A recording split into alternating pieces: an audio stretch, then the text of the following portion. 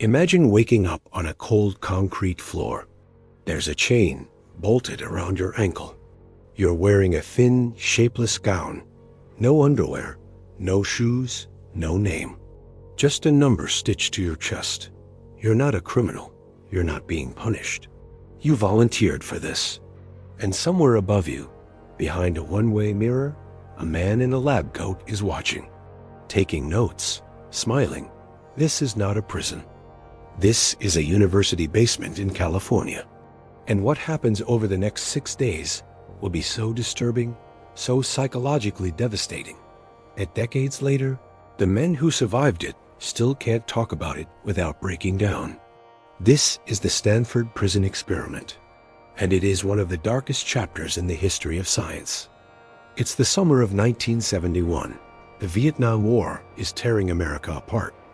Anti-war protests are erupting on university campuses.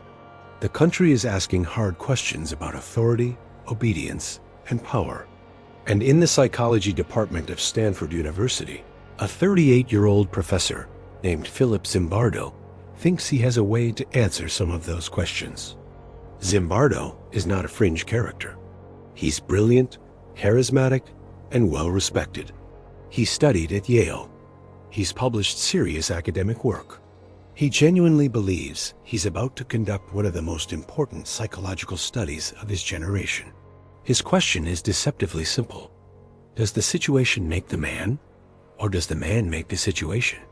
In other words, if you take a perfectly normal, healthy, well-adjusted person and you put them in a position of power over other people, what happens? Do they stay themselves? Or does the role consume them? To find out, he designs an experiment.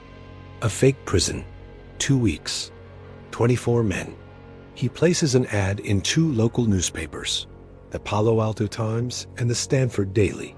It reads, "Male college students needed for psychological study of prison life. $15 per day." $15 a day in 1971 is roughly $100 today. It's good money for a student. Over 70 young men respond. Zimbardo and his team screen every single applicant. They give them personality tests, interviews, medical evaluations. They are specifically looking for people who are normal. No history of mental illness, no criminal records, no drug problems, no psychological disorders. They want a clean slate. From the pool, they select 24 men. Among them, Richard Yacco, a soft-spoken pre-law student from San Francisco. Dave Eshelman, an easygoing guy who later describes himself at the time as someone who wouldn't hurt a fly. Douglas Corpy, a young man studying to become a psychologist himself, who thinks this will be a fascinating experience. Clay Ramsey, an intellectual, politically active student who'd been involved in anti-war organizing. John Mark, quiet, introspective, the kind of person who thinks carefully before speaking. These are ordinary young men, students, brothers, sons. They signed up for a psychology study on a sunny California summer morning. None of them had any idea what was about to happen to them. The 24 are randomly divided into 2 groups by a literal coin flip. 12 will be prisoners. 12 will be guards. And that random coin flip, that single moment of chance, will change every single one of their lives forever. Before the experiment starts, Zimbardo does something that, in hindsight, tells you everything about where this is going. He doesn't just set up a room and hand out costumes. He builds a world. The basement of Jordan Hall, Stanford's psychology building, is converted into a fully functioning mock prison. Zimbardo and his team remove office furniture. They build 3 small prison cells, each about 6 feet wide, just large enough to fit 3 men and 3 cots. The cell doors are made from real wooden studs and heavy black iron bars. Each cell has a number: 1, 2, 3. There is a solitary confinement cell, a tiny, windowless closet. They call it the hole. It's so small that a grown man can barely stand up straight inside it. The walls are bare concrete. There is a guard's room. There is a yard, a small corridor where prisoners can walk. There are no windows to the outside world, no clocks visible to the prisoners, no way to track time. Zimbardo assigns himself the role of prison superintendent, not a researcher sitting safely outside, the superintendent. He is inside the system he created. His graduate student, David Jaffe, is appointed as the warden. Jaffe is young, earnest, nervous, but he takes the role seriously. Now, the costumes. The guards are given khaki military-style uniforms, polished whistles, wooden batons, billy clubs that they can carry at all times, and most crucially, mirrored aviator sunglasses. Zimbardo specifically chooses these sunglasses because they prevent eye contact. They dehumanize. Behind those mirrors, the guards become impossible to read. They stop being people and start being authority. The prisoners get something very different. Each prisoner is given a loosely fitting smock, like a hospital gown, with no underwear underneath. On the front and back of the smock is a number: 1, 5, 7, 19, 416, 8612, and so on. They are never called by their names again, only by their numbers. On their right ankle, each prisoner wears a heavy chain, not locked, just clamped, just heavy enough to feel, just noticeable enough to remind them, every time they walk, every time they sleep, every time they sit, that something is attached to them, that they are not free. On their heads, a nylon stocking cap, like a woman's stocking cut short, pulled down over their hair. This is to simulate the shaved heads that real prisoners often receive upon entry, to strip away individuality, to make them all look the same. Zimbardo later explains his thinking. He wants to strip the prisoners of their personal identity. He wants to make them feel anonymous, small, interchangeable. He succeeds beyond anything he could have imagined. And the experiment hasn't even officially started yet. Sunday, August 17, 1971. The prisoners don't know exactly when it's starting. They've been told to stay home and wait. And then, without warning, it begins. The Palo Alto Police Department has agreed to cooperate with the experiment. Real police officers in real squad cars drive to the homes of each prisoner participant. They knock on the door. They place the young man under arrest. They read him his Miranda rights, real ones, word for word. They put him in handcuffs, real handcuffs, and walk him to a police car in front of his neighbors, his roommates, sometimes his parents. The arrest looks completely real, because it largely is. Onlookers stare. People take photographs. Some participants later say they were genuinely terrified in that moment, even knowing somewhere in the back of their minds that this was a study. That gap between knowing it's fake and feeling like it's real is exactly what Zimbardo is counting on. The men are taken to the real Palo Alto police station. They are booked. They are fingerprinted. They are photographed for a mugshot. They are placed in a holding cell, alone, and left there for a period of time without being told what is happening next. Then they are blindfolded and transported to Stanford. When the blindfolds come off, they are standing in the basement of Jordan Hall, the fake prison. And around them, standing in khaki uniforms and mirrored sunglasses, are the guards. What happens next is the first sign that something has gone wrong. The guards have been given minimal instructions. Zimbardo essentially told them, make the prisoners feel powerless, but don't physically harm them. No hitting, no violence. That's the only real rule. Everything else is up to them. So the guards, who have had one day of preparation, immediately take control. And from the very first moment, their instincts are darker than anyone expected. The prisoners are stripped of their clothes. They are forced to stand naked in the corridor while guards look them over.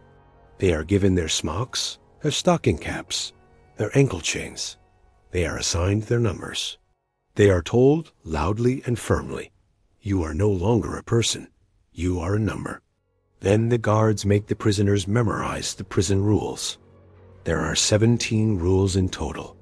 The guards make them recite the rules out loud, together, over and over. Rules like, prisoners must remain silent during rest periods. Prisoners must address the guards as Mr. Correctional Officer. Prisoners must eat at mealtimes and only at mealtimes. Failure to obey any rule may result in punishment. The rules are not particularly extreme, but the way they are delivered, the aggression, the authority, the nearness of those batons, signals something to every prisoner in that corridor. This is not what we signed up for, but nobody leaves. Not yet. That first night, the guards wake the prisoners up at 2:30 a.m. for a count. A count is standard procedure in real prisons. Guards wake inmates and have them sound off their numbers to confirm they're all present. It's a control mechanism. It's a reminder of who has power and who doesn't. The guards run the count, not because they need to. They know exactly where all 12 prisoners are. They run it because they can, because it's 2:30 in the morning, because waking people from sleep is one of the oldest tools of psychological domination in existence. The prisoners stand in the cold corridor in their thin smocks, half asleep, and recite their numbers. And the guards realize something in that moment. This feels good. By the second day, the experiment is already becoming something Zimbardo did not design. The guards are not following a script. They are improvising, and their improvisations grow darker with every passing hour. Dave Eshelman, the wouldn't hurt a fly guy, becomes the most aggressive and creative guard in the experiment. He later says he made a conscious decision on that first day. He was going to fully commit to the role. He created a character for himself, a cold, authoritarian, slightly sadistic guard. He called himself internally John Wayne. Eshelman begins psychologically tormenting the prisoners with remarkable inventiveness. He forces them to do push-ups while he places his foot on their backs. He makes them clean toilets with their bare hands. He invents pointless, degrading tasks and makes prisoners perform them in front of each other. He speaks to them not with rage, but with calm contempt, which, the prisoners later say, was somehow worse than shouting. A guard who screams at you is someone who's losing control. A guard who looks at you with quiet disdain while he orders you to clean a toilet bowl with your hands. That person believes, completely, that you deserve this. The other guards follow Eshelman's lead. They take away prisoners' mattresses as punishment. They force prisoners to do jumping jacks, sing songs, act out embarrassing scenarios. They make them refer to each other only by number. If a prisoner accidentally uses another prisoner's name, everyone is punished. Prisoners are denied bathroom access and forced to use buckets in their cells. The buckets are not always emptied promptly. The smell begins to build. Sleep deprivation becomes a standard tool. The 2:30 a.m. count becomes regular. Sometimes counts happen at 3 a.m., sometimes at 4. The guards never explain why. They don't need to. By day 2, the prisoners are already beginning to crack. But on day 2, something else happens. Something that escalates everything. The rebellion. Several prisoners, led by 8,612, a young man named Douglas Corby, decide they've had enough. They barricade themselves inside cell 1. They rip off their stocking caps. They stuff their mattresses against the cell bars, blocking the guards' view. They shout at the guards. They refuse to come out. This is the moment where a rational researcher might pause, step in, reset. Zimbardo does the opposite. He tells the guards to handle it. So the guards respond. They turn off the fire extinguishers, CO2 extinguishers, and spray the cold gas directly through the cell bars onto the prisoner's skin. The prisoners scatter, gasping. The guards push inside. They strip the prisoners naked again. They confiscate the mattresses. They put the rebellion's ringleaders, including Corby, into solitary confinement. And then Zimbardo does something truly extraordinary. He calls in replacements. 3 of the prisoner participants, who had not yet entered the experiment, who are waiting on a reserve list are called and told to come in. This is designed to send a message to the current prisoners. You are replaceable. You are nothing. We have more of you. But something else happens too. Zimbardo spreads a rumor through an informant prisoner that the rebellion leaders are planning a mass escape, that they have outside help. That tonight, something is going to happen. There is no escape plan. Zimbardo invents it, but the guards believe it. And now they are afraid. And a frightened person with a baton and a uniform and no oversight is an extraordinarily dangerous thing. 36 hours into the experiment, prisoner 8612, Douglas Corpy, starts to fall apart. Corpy is studying psychology. He knows this is an experiment. He knows these guards are students just like him. He can see the cameras. He is aware, intellectually, that he can leave at any moment. And yet, he begins screaming, uncontrollably. He runs to the guards and shouts, "I'm burning up inside. I need to get out. Let me out." He is incoherent. He is crying. His body is shaking. The guards bring him to Zimbardo. And here is one of the most disturbing moments in the entire experiment. Zimbardo, who is supposed to be a scientist observing this, looks at Corpy and thinks he's faking it. He's trying to manipulate his way out. He is wrong. But he sends Corpy back. When Corpy is returned to his cell, the other prisoners see him. They see what has happened to him. A smart, stable, psychologically trained young man, reduced to screaming incoherence in 36 hours. And something shifts in the remaining prisoners. They stop thinking, "I can get through this." They start thinking, "If it happened to him, it will happen to me." Prisoner 819 begins sobbing uncontrollably. He develops a psychosomatic rash on his skin, a physical manifestation of psychological distress. He refuses to eat. He curls up on his cot and stares at the ceiling. Zimbardo brings him out for evaluation. In a small room next to the prison, 819 sits with a researcher and cries. And then, through the door, they can both hear the other prisoners chanting. The guards have made the prisoners chant, loudly, in unison. Prisoner 819 is a bad prisoner. Prisoner 819 did a bad thing, over and over, on the guards' orders. The man sitting in the evaluation room hears his number being chanted as an insult by his peers. And instead of wanting to leave, instead of being relieved to be out of that basement, he wants to go back in. He wants to prove to the other prisoners that he's not a bad prisoner, that he's one of them. Zimbardo has to physically prevent him from returning to the cells. Meanwhile, the guards are becoming something else entirely. The night shifts are the worst. During the day, Zimbardo and other researchers are present, watching. The guards still perform, but with some restraint. At night, they believe no one significant is watching. And this is when they experiment with their power most freely. One guard, later identified in records as Guard Hellman, develops a particular talent for psychological cruelty. He forces prisoners to simulate sodomy on each other as a form of humiliation. He makes them call each other degrading names. He creates a system of arbitrary privilege and punishment, sometimes giving extra food for no reason, sometimes taking away bathroom privileges for minor infractions, specifically to create unpredictability and helplessness. If punishment is random, prisoners can't adapt to it.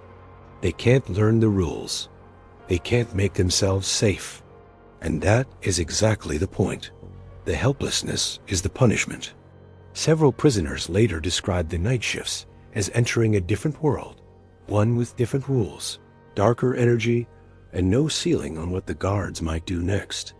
One prisoner describes lying on his cot at 3 a.m., listening to the chain on his ankle shift as he moved, and thinking, "I genuinely do not know if I am getting out of here."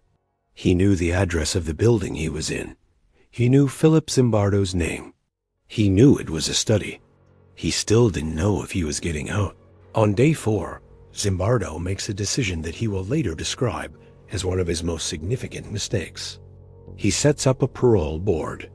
Prisoners are told they can apply for parole, early release from the experiment, if they formally request it and make their case to a panel. This, Zimbardo reasons, will be interesting data. Will prisoners take the deal? What will they say? What he doesn't expect is what happens when the prisoners are actually brought before the board. Each prisoner sits down in front of the panel, which includes Zimbardo himself, and is asked, "Would you be willing to forfeit all the money you've earned so far if we paroled you right now?" Most of them say yes, immediately, without hesitating. They want out, badly enough to give up the money they came here for. But then Zimbardo tells them, "We'll have to take your request back to the board. You'll need to return to your cell and wait for our decision." And the prisoners, knowing they could simply walk out, knowing no one would stop them, knowing this is a university basement and not an actual prison, go back to their cells. They comply. They wait. This moment is perhaps the most haunting in the entire experiment. Not the cruelty of the guards, not the breakdown of the prisoners, but this, free people voluntarily returning to captivity to wait for permission to leave. The psychological prison had become real, but the real turning point comes on day 5. Zimbardo invites parents and family members to come visit their sons. He prepares the prison for visiting hours. He cleans it up, plays music, has guards behave more calmly. The parents arrive. They see their sons, thin, hollow-eyed, shuffling in chains. Some parents are disturbed. Some ask quiet questions, but most, remarkably, say very little. They don't demand their sons be released. They sit across from them in the makeshift visiting room and make small talk. They bring food. They follow the rules the guards have set for visitation. One father sits with his son and says, quietly, but within earshot of the guards, "What have you gotten yourself into?" Not, "Let's get you out of here," but "What have you gotten yourself into?" As if the son has made a mistake he now has to live with. The parents, like the prisoners, have been absorbed by the logic of the institution. But there is one person who comes to Jordan Hall that week who is not absorbed. Her name is Christina Maslick. She is a young psychology professor, recently graduated from Stanford. She is also Philip Zimbardo's girlfriend. She visits the prison on day 5 at Zimbardo's invitation. She expects to see an interesting psychological study. Instead, she watches guards force prisoners to walk in a line with paper bags over their heads to prevent them from seeing the layout of the building. She watches them shuffle, hunched, chained, dehumanized. And she is the only person out of over 50 people who have visited or participated in the experiment up to that point who reacts with outrage. She confronts Zimbardo. She tells him, "What you are doing to those boys is a terrible thing." Zimbardo, still deep in his superintendent role, initially pushes back. He argues. He defends the study. But Maslick holds firm, and something cracks. He looks at what he has built. He looks at what he has become. And he ends the experiment. On day 6, August 20th, 1971, Philip Zimbardo calls the prisoners together and tells them, "It's over. You're free." The prisoners don't cheer. Several of them just sit there, silent. One of them starts crying, not from relief, but from something he can't quite explain. Several guards are genuinely disappointed. Some of them, later in interviews, admit they had enjoyed it. One guard says, "I was surprised at myself. I was startled by how easily I fell into the role." Dave Eshelman, John Wayne, the most creative tormentor, says in interviews decades later that he never lost awareness that it was an experiment. He chose to play the villain. He made it a performance. But then he adds something quietly devastating. "I'm not sure what that says about me. The aftermath is long and complicated." Corpy, prisoner 8612, who broke down at 36 hours, later claims his breakdown was partially performed, that he exaggerated to get out. For years, this was used to cast doubt on the experiment's results. But recordings made at the time show his distress was real. The truth appears to be more complex. He was genuinely suffering and aware that performing suffering might get him out. The two things existed simultaneously. Multiple prisoners report lasting psychological effects. Some have nightmares about the experiment for months. Some describe a persistent difficulty trusting authority figures. Some say they felt shame, not about what was done to them, but about how they let it happen, about how completely they surrendered. Prisoner Clay Ramsey is perhaps the most articulate about this. He was politically active before the experiment. He protested the Vietnam War, questioned authority, considered himself resistant to institutional power. And yet he became one of the most passive and compliant prisoners in the experiment. He spends years afterward trying to reconcile those two versions of himself. Zimbardo publishes his findings. The experiment becomes world famous, one of the most cited studies in psychology history. It is taught in universities across the globe.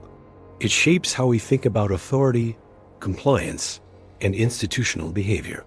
It is used to explain Abu Ghraib, the Milgram experiments, genocide and war crimes, corporate misconduct, police brutality, the behavior of ordinary people in extraordinary situations. Zimbardo testifies at hearings related to Abu Ghraib, arguing that the American soldiers who abused Iraqi prisoners were not monsters. They were ordinary people corrupted by a system that gave them unchecked power and no accountability. The world largely agrees with it, but here is where it gets complicated. In recent years, the Stanford Prison Experiment has come under serious scrutiny. In 2018, journalist Ben Bloom publishes a deep investigation that uncovers something disturbing. Recordings of David Jaffe, the warden, apparently coaching the guards to be more aggressive, telling them early in the experiment to be tougher, to not let the prisoners have it easy. This changes the story significantly. If the guards were coached, if they were performing cruelty because they were told to, then the experiment doesn't prove that ordinary people naturally become oppressors. It proves that ordinary people will follow instructions from authority figures, which is its own disturbing conclusion, but a different one. Zimbardo disputes some of Bloom's interpretations. Some researchers defend the core findings. Others say the entire study should be retired from textbooks. And Corpy himself, in later interviews, gives contradictory accounts. Sometimes he says his breakdown was largely performed. Sometimes he says it was real. Sometimes he seems unsure of the difference, which raises a question that might be the most haunting of all. After 6 days in that basement, after the chains, the bags over the head, the 3 a.m. counts, the humiliation, the arbitrary cruelty, can any of these men actually be sure what was real and what was performance? Can they trust their own memories? Can they fully separate the person they were before from the person that basement made them? Can any of us say with certainty what we would have done? That is the question Philip Zimbardo wanted to answer in 1971. 50 years later, we're still not sure we have it. What we do know is this. 24 young men walked into a university basement on a summer morning, drawn by a newspaper ad and $15 a day, and none of them ever fully walked back out. If you made it this far, thank you. These stories are not easy to sit with, but they matter. Understanding how ordinary people become capable of extraordinary cruelty is not a comfortable exercise. It's a necessary one.